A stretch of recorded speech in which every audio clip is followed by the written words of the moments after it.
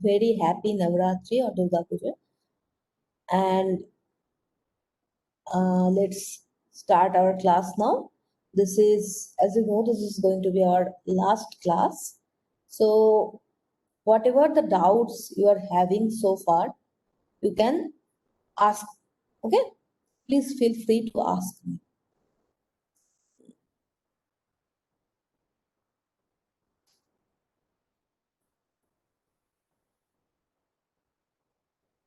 Can you see my screen?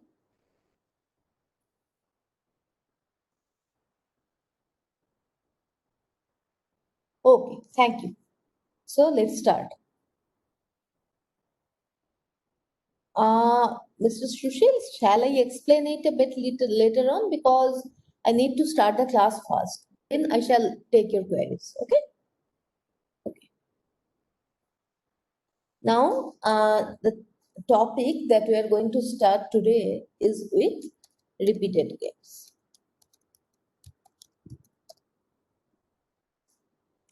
Now, the fact is that till our last class, we have discussed about the games like some game like Two Finger Mora, and there we have also seen that how can the utility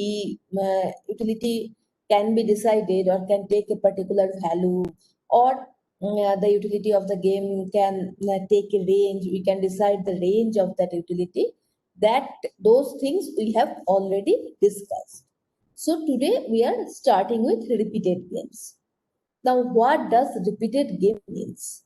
Repeated game means whatever the discussion was till our last class, all of the games were a single move games. Means only a single move. Both the players will be allowed to have only one move or single move. So those games were named as single move games. Now here comes repeated games. Okay. What does it mean by repeated games? These games does have multiple moves. So first feature is those have multiple moves. And most interestingly, in case of repeated games, the players should know all the moves, all the previous moves taken by all the players. Okay. So, in a particular move, and the time of a particular move, any player should know all the previous moves taken by all the players. Okay. So, this is the second feature of the repeated games. Okay. Now, let's again start a discussion. Let's take the same example of prisoner's dilemma. If you remember there, testify was the dominant strategy. Okay. Now, let's say the same game, that is prisoner dilemma, is being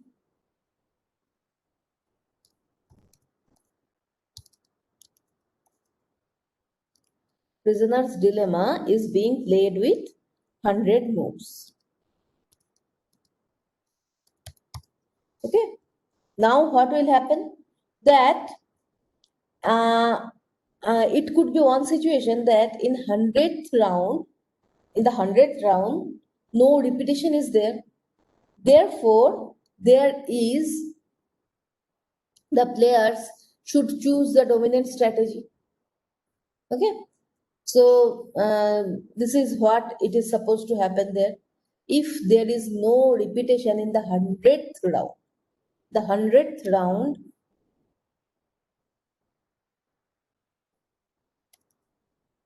no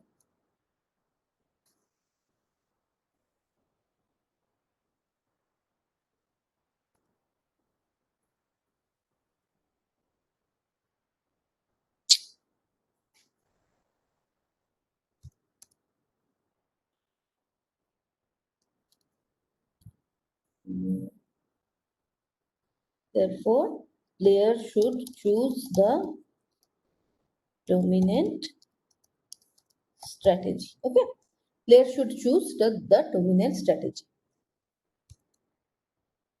That is should what will happen in the 100th round. Now, since this 100th round does not have any impact on its previous round, therefore in that round also player is supposed to choose the dominant strategy, that is in the 99th round.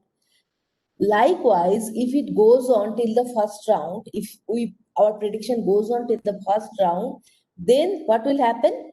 That at the end of that repeated game, both the players are supposed to gain a prison of 500 years. So likewise, both players will end up with a prison of 500 years. Okay. So, this is what is supposed to happen if the players are going to choose the dominant strategy in each round. Okay, in each round. But the fact is that there is there is a high chance, there is 99% chance that after each round the player will meet, and since they can't meet after 100th round. This is the only round when the players can't meet. Therefore, players don't know that in that round what they gain or what they are supposed to lose. Okay. So, since the players are meeting in every round, therefore, there are the possibilities that the players should be much more cooperative. Then comes the terminology of perpetual punishment. That is,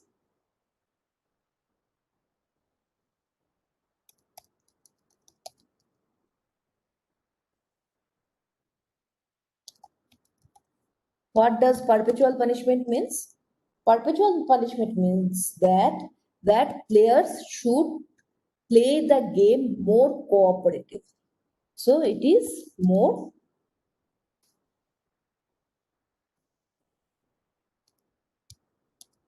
cooperative behavior. It is more cooperative behavior. That is, if none of the players testify at any time, then the expected total reward or the total expected total future payoff is going to be equals to minus 100. Okay. So at any time, the expected total future payoff is going to be minus 100. That is 100 years of imprisonment. Okay. Because they both of them choose to refuse.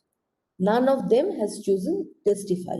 Therefore, both of them are gaining an imprison of 1 year after each test, after each refuse. Okay. In this way, the expected total reward is going to be of 100 years or minus 100. So,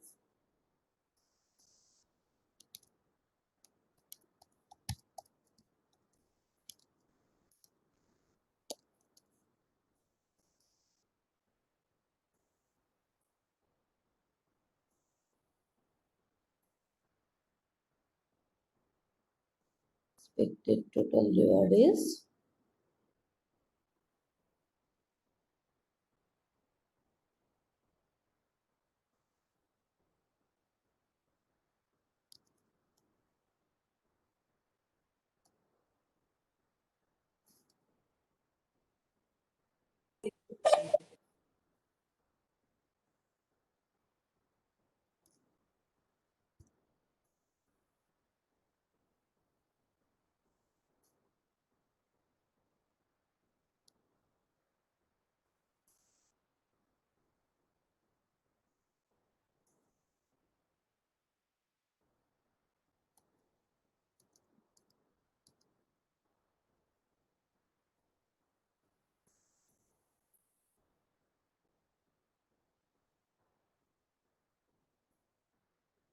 Mhm.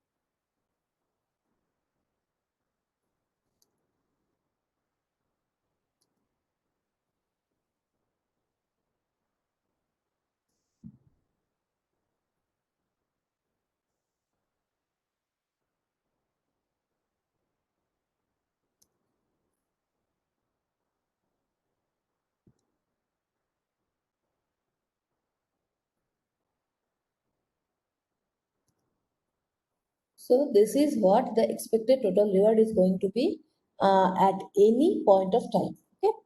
Now the fact is that what if they are not playing that much cooperatively? That is, if a player deviates to testify, if a player deviates to testify at any certain point, then what will happen? In that particular point, in that particular move, that player is going to have a reward value of 0. Okay, instead of -1, it is going to have a reward value of 0. And in the next move, then onward, the both, since they are going to interact after that, and they will know what the other player has done in the last move. Therefore, from that move onward, both the player will choose to testify. Okay. Therefore, the if one player deviates, then what will happen? Both the player will choose to testify uh, from the next move onwards. Therefore, expected future payoff is going to be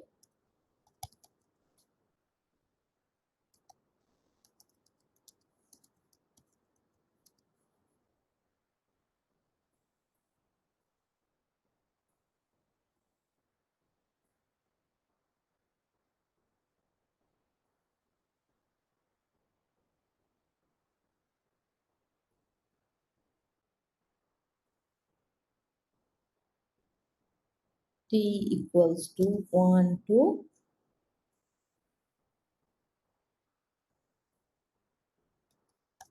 infinity.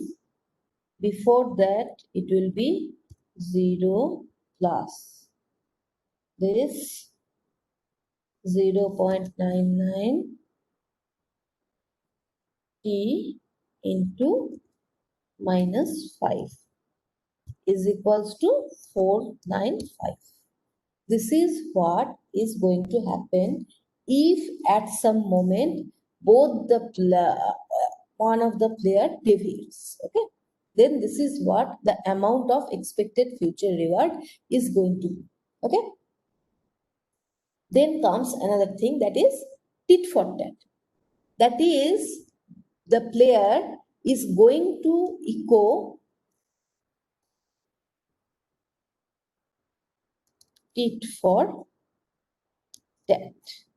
It is a very common phrase, and you would know that that phrase. That is, it is just the echoing opponent's previous move every time. Okay, it is nothing but echoing opponent's move every time. Okay, so this is what. Now, the success of repeated game depends how players think of you. That is, it is called bully or simpleton. In the that is the other player, how it is thinking of you, that is whether he is playing and is going to play an unfair game or a fair game. that is the part of where the success of the repeated game depends on. As I have shown here also, if both the players cooperate, then they are going to gain a jail of 100 years. If one of them deviates at some point of time, they're going to gain expected gain there is of 495 years. Okay, so this is what. Now there comes sequential games. That is games in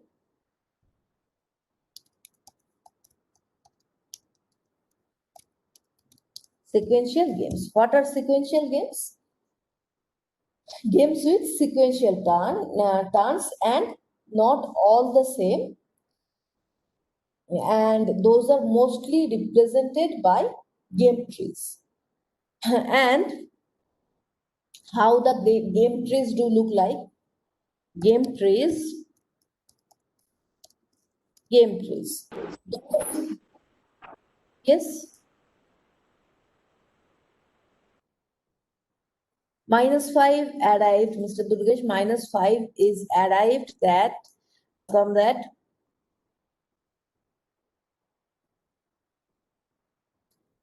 here -5 you are getting that because both the players, if one player deviates and it testifies, then in one round or in one move it is going to gain a 0. But from that move onward, for each move both the player will switch to testify each other, then they are going to gain a -5 in each move.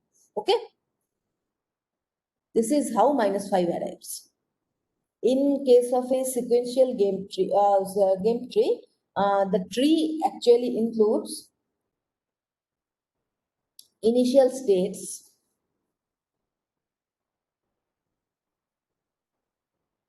tree. The tree includes initial state, that is, S naught.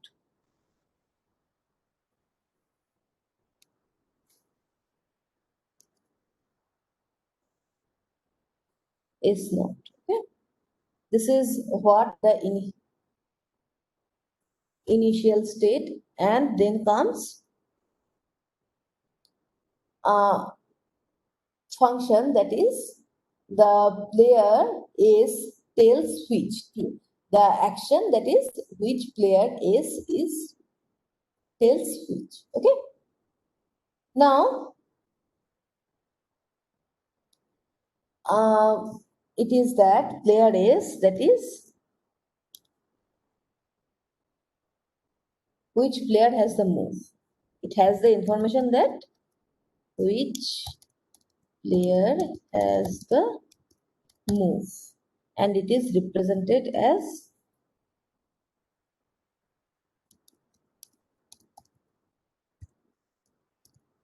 player is. Okay, and the third thing is action is, or the possible functions, that is which action is to be taken by the possible action, which possible action is to be taken in the state S. So these are, then the fourth thing is the result of SA. You know that upon taking action A in state S, to which state the player is going to reach. Okay, so transition to a new state. This determines the transition to a new state.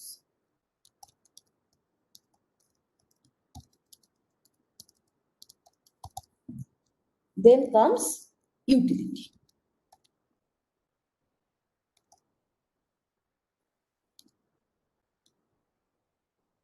That is, it is that utilities are defined only on the terminal states, and it gives actually the payoff for each player.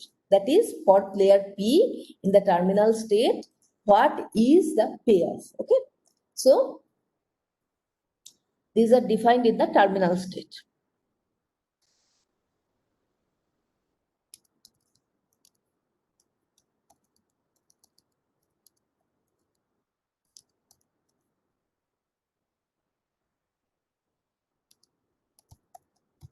Defined in the terminal states. Okay. Now,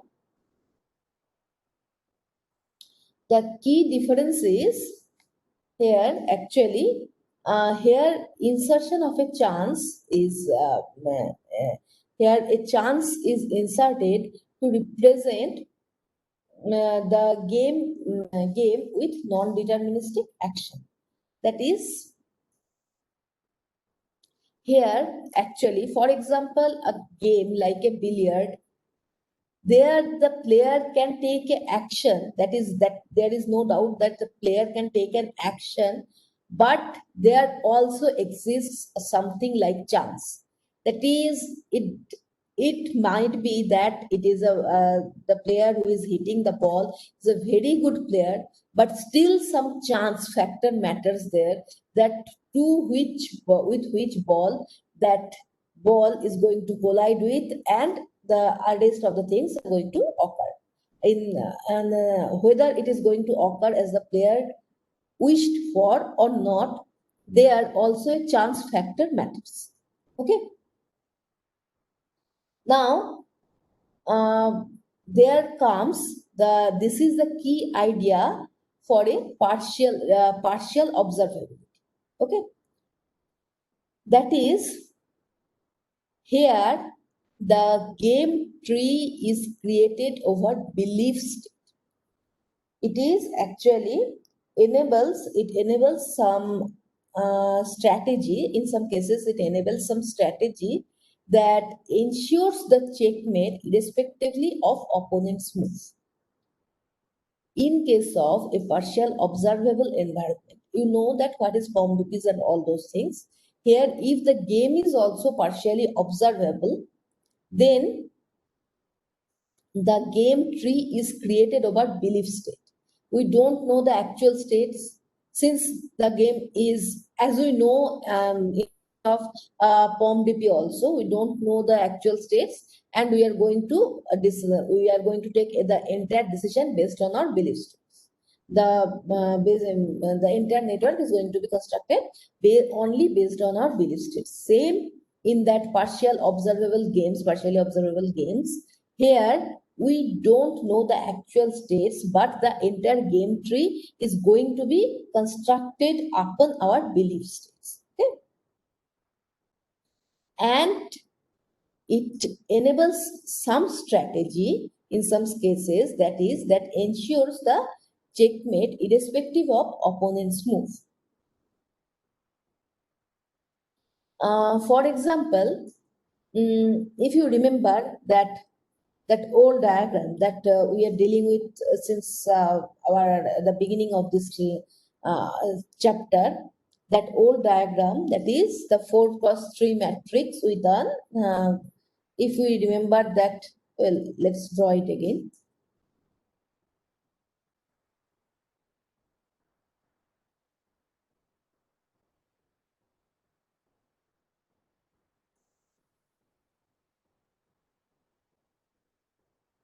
Yes, this one.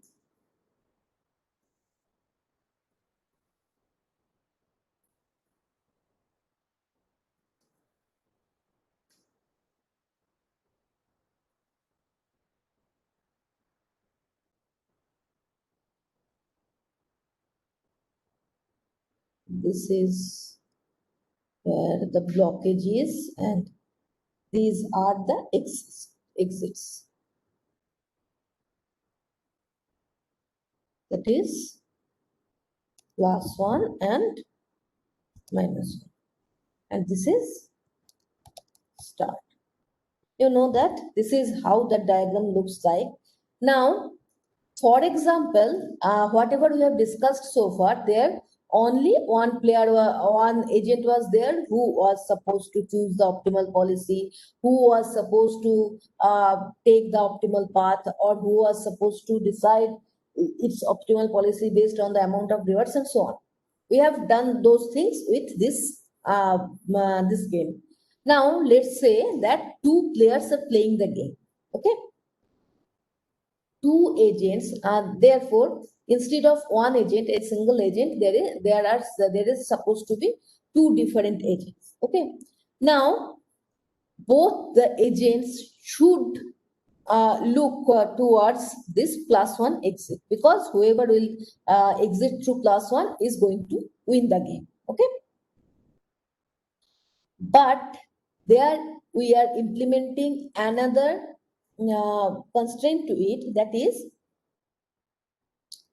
no movement when both attempts to move in the same square, then no movement will occur. That is, for example, both are going to choose the optimal policy like this. This is the path, optimal path. But if both the players are going to go through this path to choose the same move, then no movement will occur. None of them will be able to move. Okay. Therefore, here, instead of a single optimal strategy, mixed strategy is required to choose between move ahead and staying in the block itself. If we choose to move ahead, we have to take different strategies. Otherwise, we have to be in the beginning, or we have to be stuck in that block itself. Okay?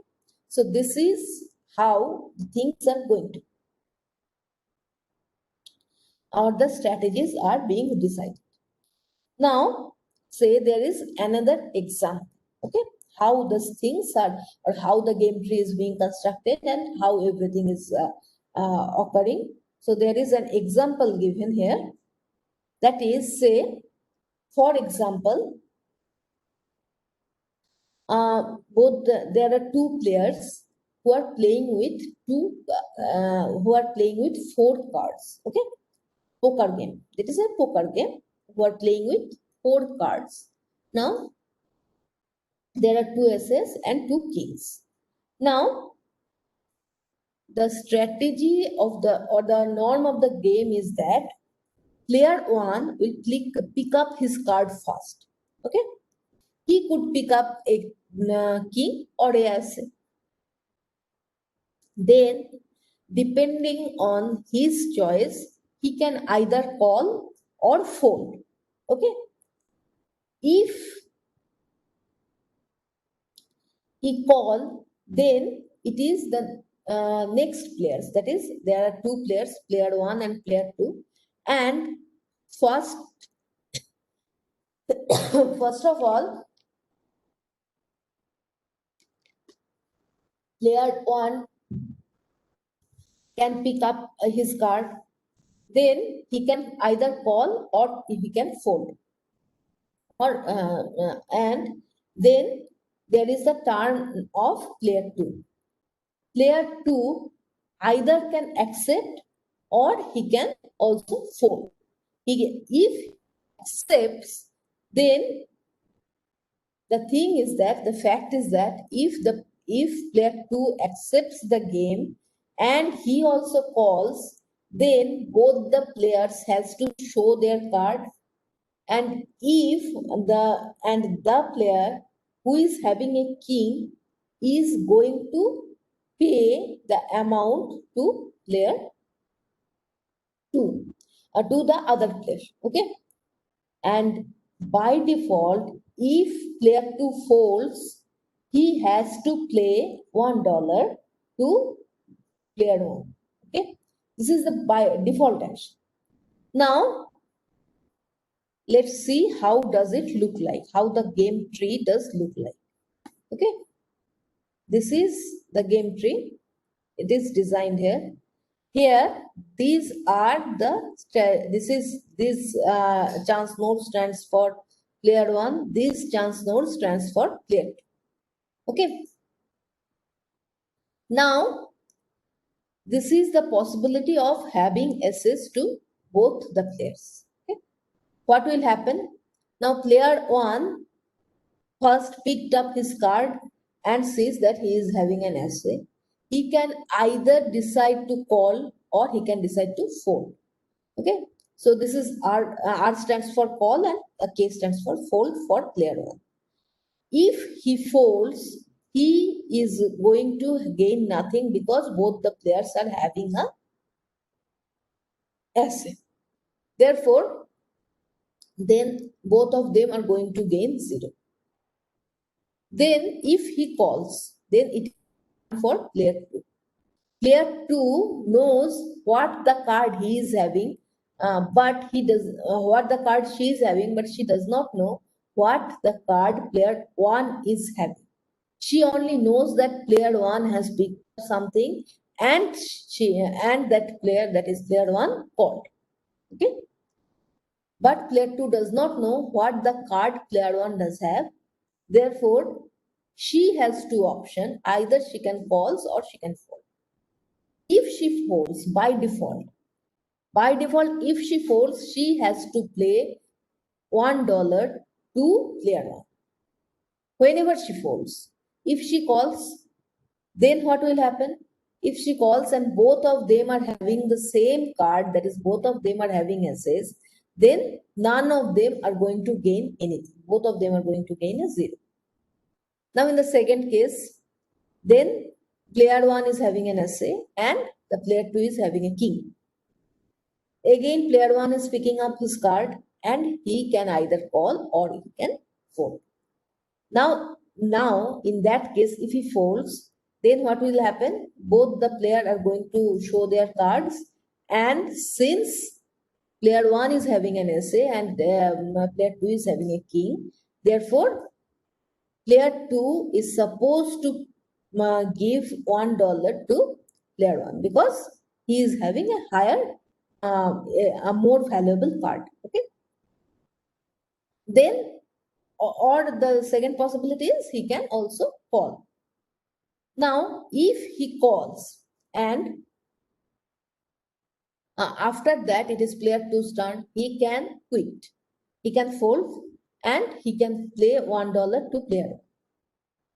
Because she knows that, player 2 knows that she is having a king, but she does not know what player 1 is having.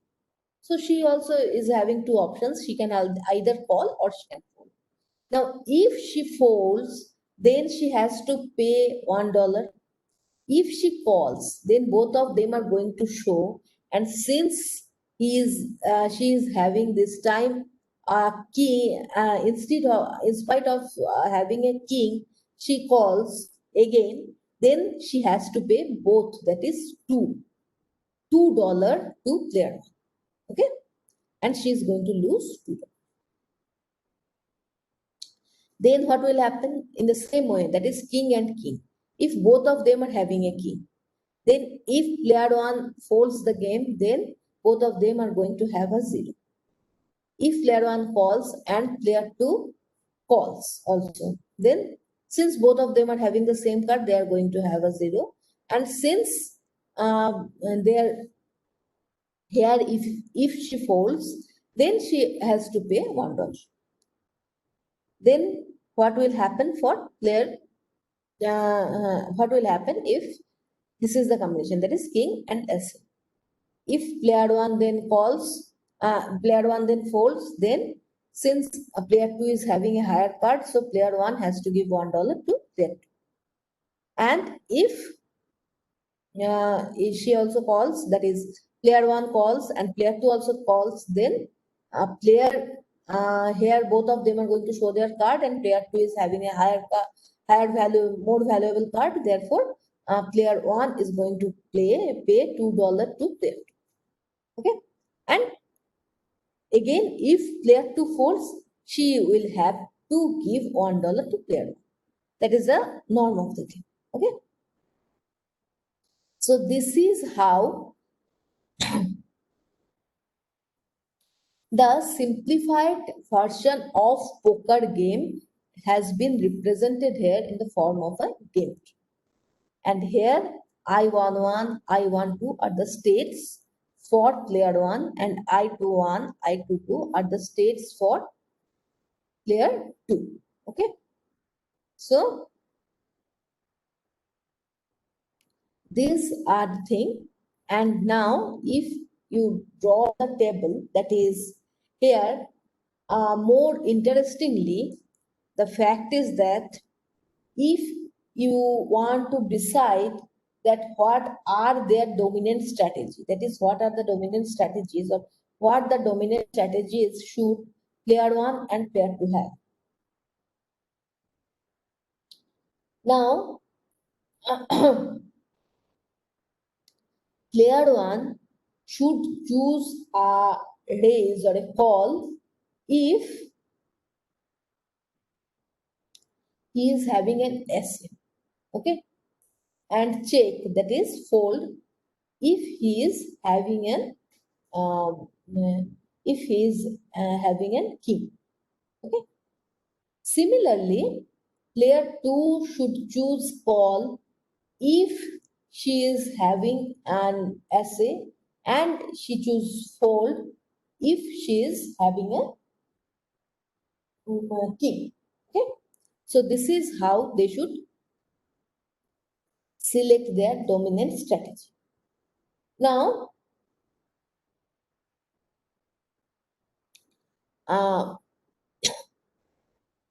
excuse me.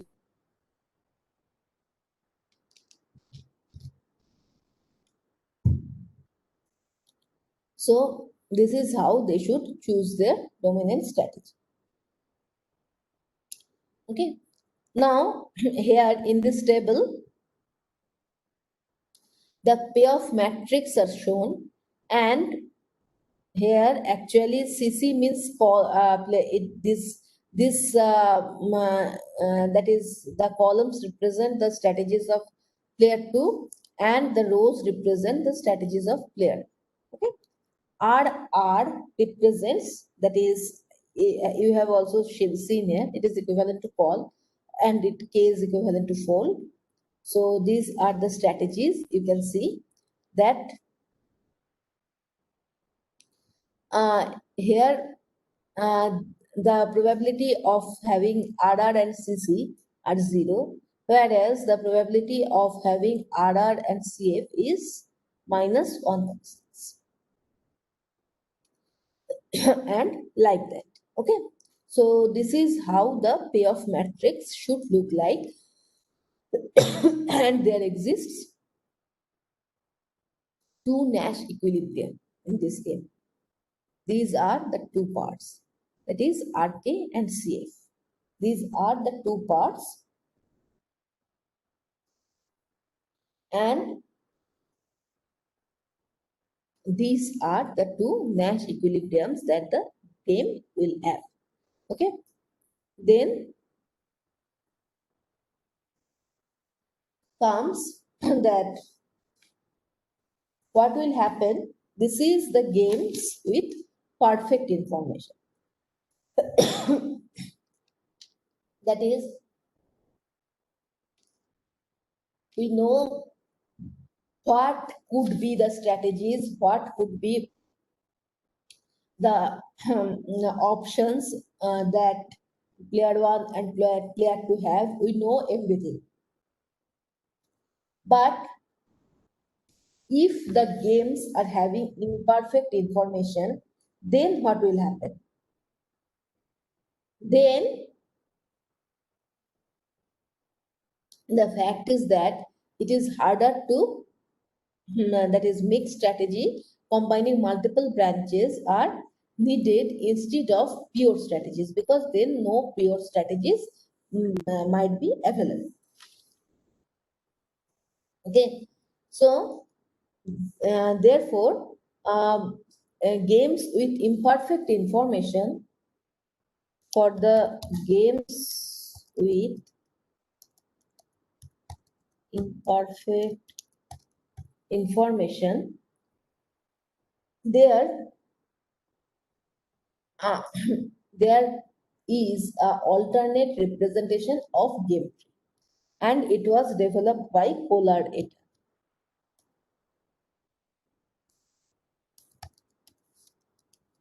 Pollard et al. In 1996. He has developed a game tree for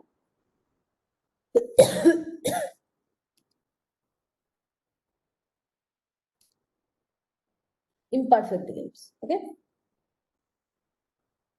game 3 for imperfect games. And here the sequence form, in the sequence form, it is linear in the size of the tree, and tree represents the paths, not the strategy.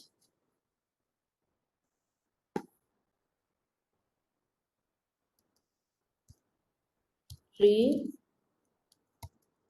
represents the path, not the strategy. This is the first thing. The second is number of paths should be equals to number of terminal nodes.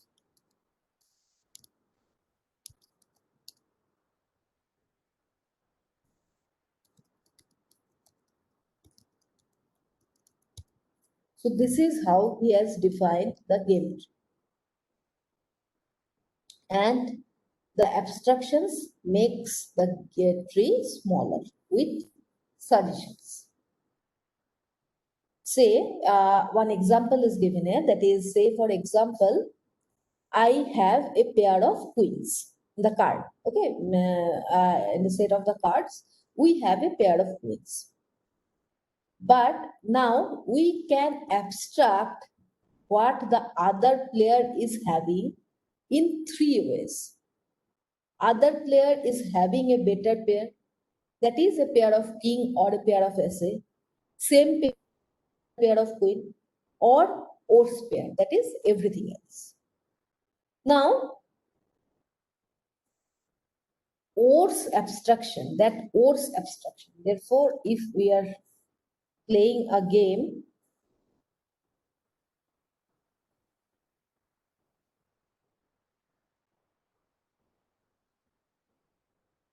I have a pair of queen. Abstraction about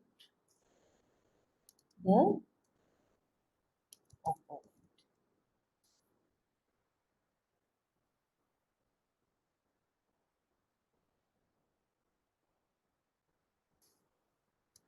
Better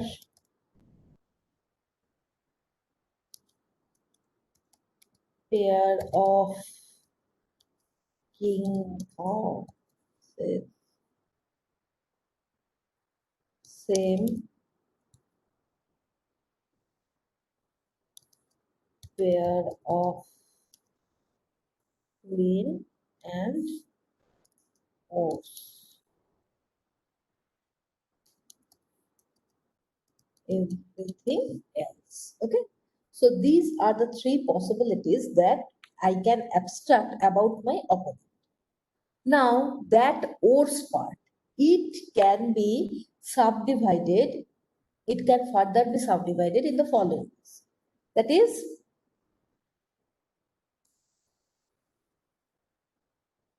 that horse part, how it can be subdivided? That is, abstraction of action can also be taken instead of a bit. That is, it could be restricted to 10 to the power 0, 10 to the power 1, 10 square, 10 cube, like that. That is, for example, in the horse case, instead of abstraction of action can also be taken instead of a bait for each.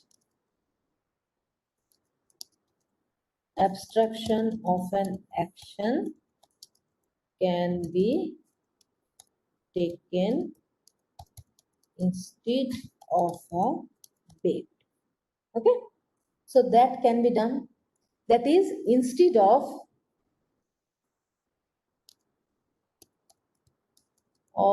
a range 1 to 1,000, we can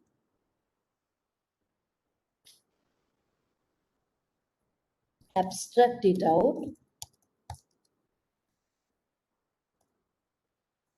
to be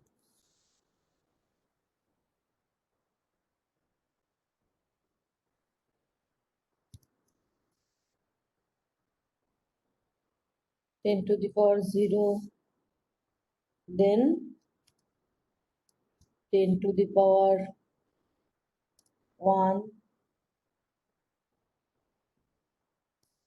10 square, 10 cube. Okay, like that. And chance node can also be abstracted by considering only a subset of possible. Okay. The second thing is chance nodes can be abstracted by considering only a subset of possibilities.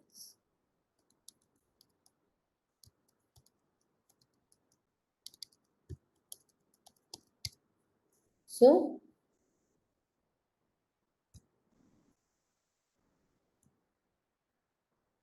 this is how that abstraction of the of that game would be done. Okay. Now there are some limitations of game theory. What are the limitations?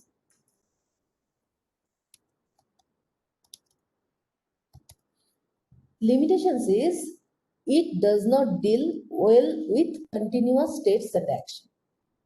Whatever we have discussed so far, that is,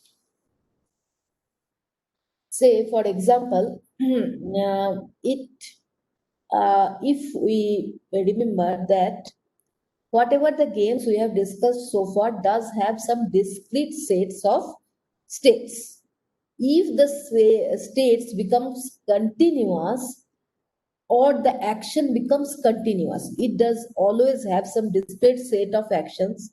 It does always have some discrete set of discrete sets. Okay, but if those becomes continuous, then game theories does not perform well. This is the first limitation. The second is it assumes that the game is known. Okay, some parts may be unobservable, but still it assumes that the game is known. The player knows, and even if some part is unobservable, the player knows which part is unobservable. So that are the key assumptions that based on which the game theory is developed.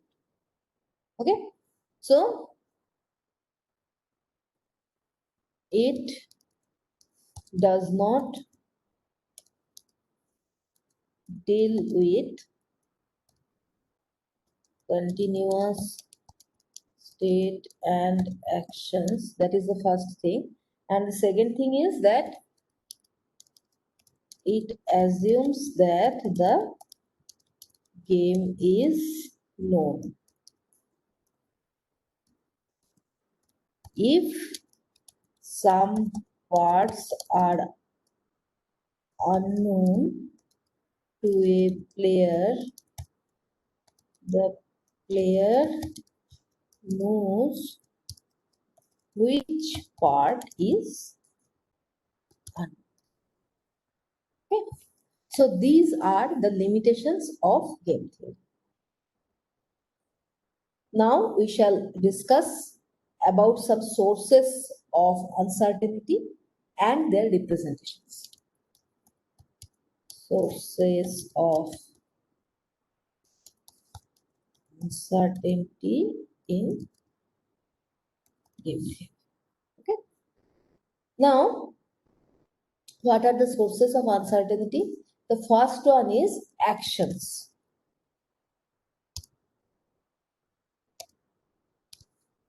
How is it a source of uncertainty? Because there is no easy way to represent a game if players have to discover the possible actions. Whatever the games we have discussed so far in each and every game, well, Mr. Arpit, those are that 10 to the power 0, these are the discretization of this range, okay? Or in other words, here we're saying it as abstraction. Instead of the range 1 to 1000, the bet value can be anywhere between 1 to 1000, but here we are abstracting it to be as 10 to the power 0, 10 to the power 1, 10 square, and 10. Okay? Well, source of uncertainty, we are discussing about source of uncertainty. The first one is action. And whatever the games we have discussed so far, everywhere we know the possible actions. If the possible actions are unknown, or the players has to discover what could the possible actions be, then it is almost impossible for the player to play the game. There is no easy way to represent a game. There is no easy way to represent a game if the players has to discover the action, possible actions. Okay. So this is the first source of uncertainty. Second is strategies. Strategies. Strategies are the other player's strategies are initially unknown. We don't know that what the other player's strategy is, but once we are playing a repeated game, we know we do have some idea that what could the other player's strategy be. Okay, but in case of a single move game, it is unknown, and we have some assumption. Okay, we have some assumption that what the other player's strategy could be. There comes a very popular term. We are not going to discuss it elaborately, but it is a very interesting. That is, the players have some prior probability distribution over, players have some equilibrium with respect to prior probability distribution over opponent strategy. Okay, that is, player has some estimation about opponent strategy, and that is, we can say it to be as equilibrium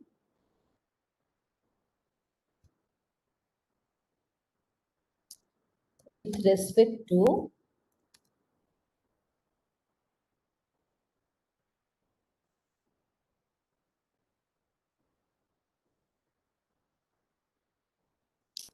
players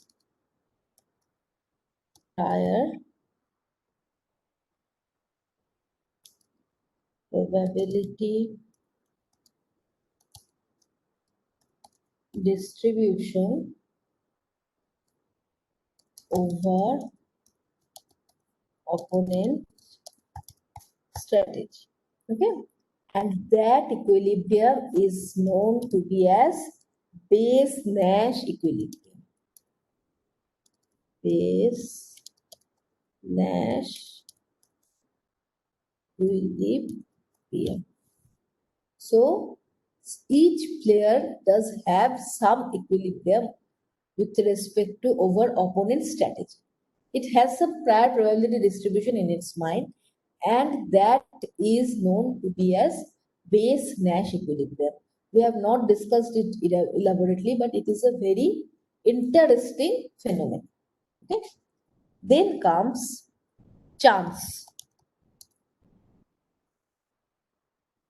And we have, as in the game tree, we have denoted as chance nodes, and chance node could be kept adding with different possibilities. Okay, so there could be different possibilities of chance nodes. For example, you are rolling an unfair dice with, maybe you know that it is biased to some side, but you don't know to which side it is biased. Therefore, whenever you are going to add on your chance nodes on it, although there are only 4 possible, only 6 discrete possibilities, but you don't know which is more probable. Therefore, adding on chance nodes may get higher and higher, because in one roll, for example, in 6 rolls, you are getting 1, 2, 2, 6, 3, 3, or 3, 4, 4, 5, 6, 5, like that. But in the next roll, there could be something, the combination could be something else. So this is how the chance nodes also raise some source of uncertainty. Then comes utilities. Utility, that is, if we don't know the opponent's utility, then chance node could be added. Okay. Now, it is actually same is applicable if our utility is also unknown. So, if we don't know the utility of the opponent or ourselves, we can add on chance nodes. And these are actually the sources of uncertainty in game theory.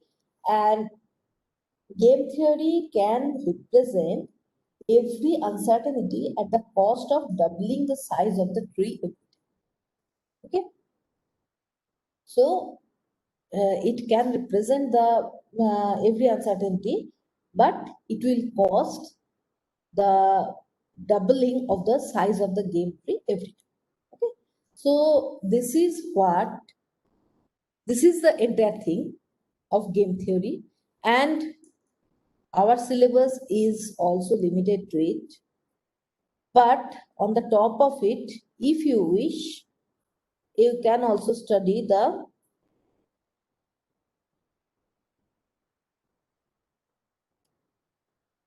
mechanism design. Okay. We have discussed till that. Here is a mechanism design. An example is given here actually. And if you wish, you can study how the bids are being created, how the auction bids are, and how those things are actually, what are the common goods and everything. If you wish, you can study that part. And an example is given. It is also very interesting, but due to time constraint, I am not going to discuss it here, and I am not going to keep it in the exam syllabus also. But if you wish, you can go through it. I think you should go through it because it is very interesting instead. So these are the we have discussed so far. Now please ask me whatever the doubts that you are having.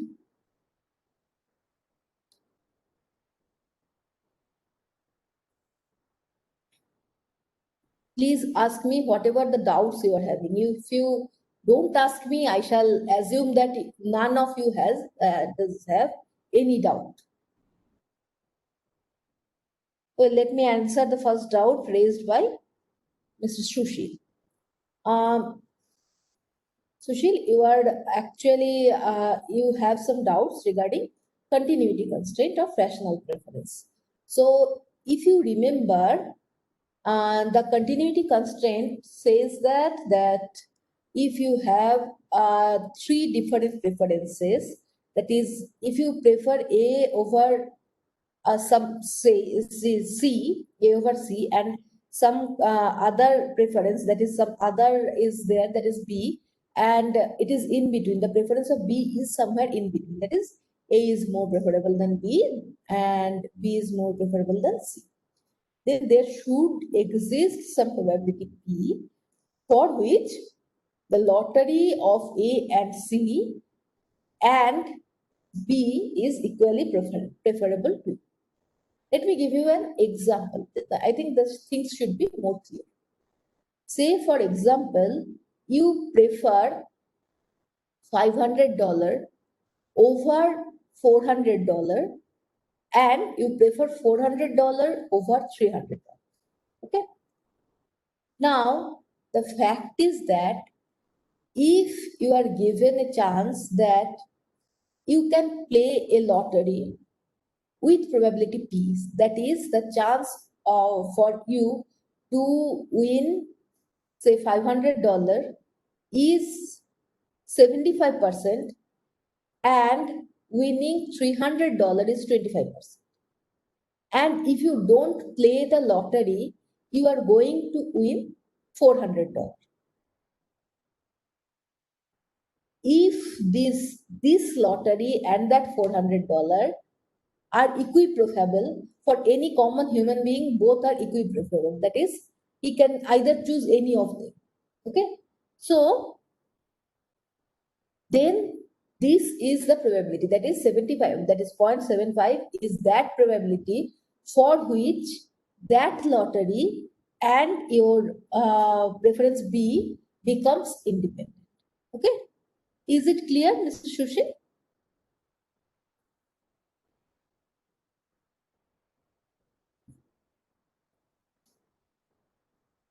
Hello, can you hear me?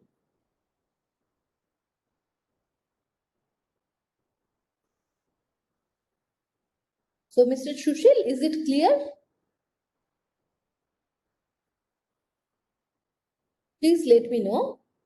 And if anyone else of you does have any doubt or query, please let me know.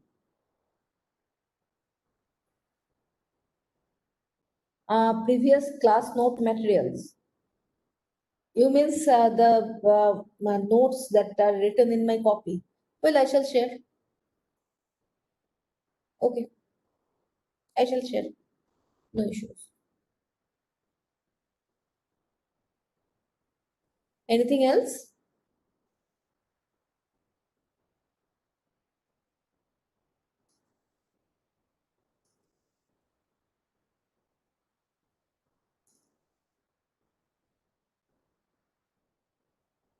Oh, minor exam pattern. Well, that is a good question. Minor exam pattern actually, I have not prepared the paper yet, but the way that I have thought is it is going to be an exam of 40 marks, out of which 20 marks will be given on MCQs and 20 marks will be given on short questions. Okay. Now the short questions could be numericals, could be conceptuals. Okay, well, short, not necessarily short. It might be a bit longer. That is, it might be of a mark, 2 marks. It might have the weightage of 2 marks or 3 marks or even 4 marks. Okay, so it depends on the nature of the question.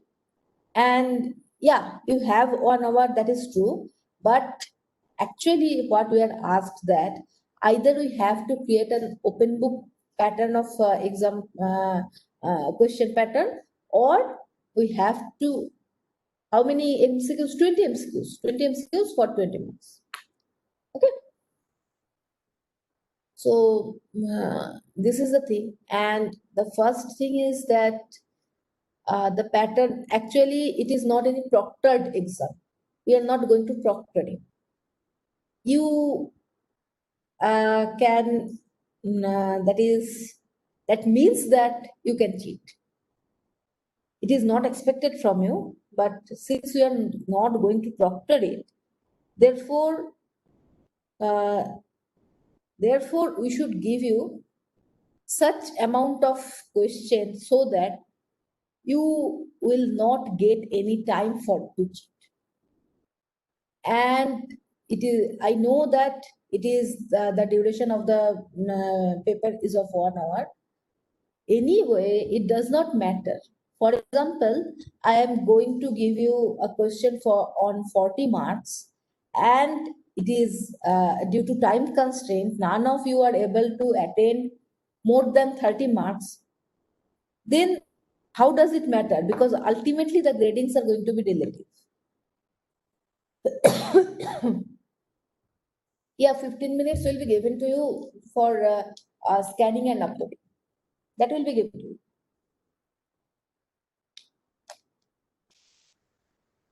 Okay.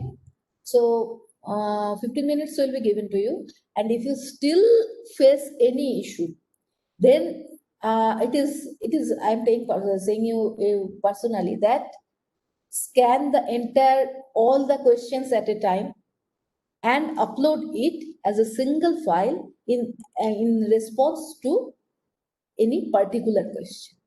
Okay, that you can do. If you don't find any time at all, then you can do it. That is, scan everything whatever you have written, scan everything and upload it as a single file instead of separating out as separate response to each and individual question. Okay, that you can do if the time does not part. Okay, so this is what, and it will be in the form of Google form. So you have to space for the short questions, you will have the space to upload. For the MCQs, you will be given with the options and everything. No, I am not going to mark the questions as mandatory. That I am not going to do. Okay. I have already shared the previous class quiz questions, have not I? I have asked Arpit to share it with you. Anyway, if he has not done it yet, I shall give him a reminder. Okay.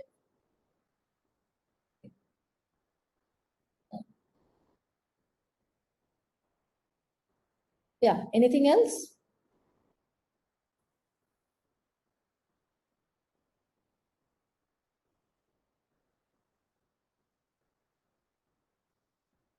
If you still have any doubt and you are not feeling it comfortable to ask it here, then you can also mail me. Question will be of standard format, Mr. Durgesh. Okay.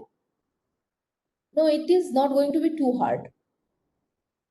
It will be in standard format. And anyway, you are not going to be worried about it. Yeah, chapter 16 and 17 is good enough because I have not asked to go through any extra materials yet. That usually I do in my regular classes, but I have not given it to you because I know that you are already quite occupied. Therefore, I have not given you any extra material. And I have tried to make that subject as easy as possible. I don't know whether yes, there are going to be, ma'am, some. Well, what I am going to do is that I am going to share with you the set of questions and solutions. Okay, the questions will be from exercise of this book, and some hints or the solutions will be provided accordingly. So that question set and solution set, I am going to share it with you against chapter 16 and 17. Okay, that you should practice. You should practice those numericals and those questionnaires in this week. Okay. Anything else?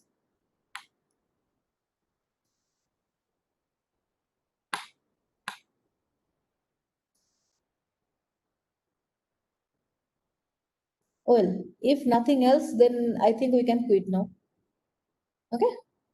So this is the last class this is my last class. So thank you all of you for attending my class.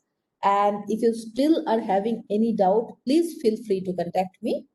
And anyway, so uh, best of luck for your exam. And please feel free to contact me whenever you are having any doubt. Okay. Thank you, all of you. Have a very happy Dashera. Okay. Bye. Bye.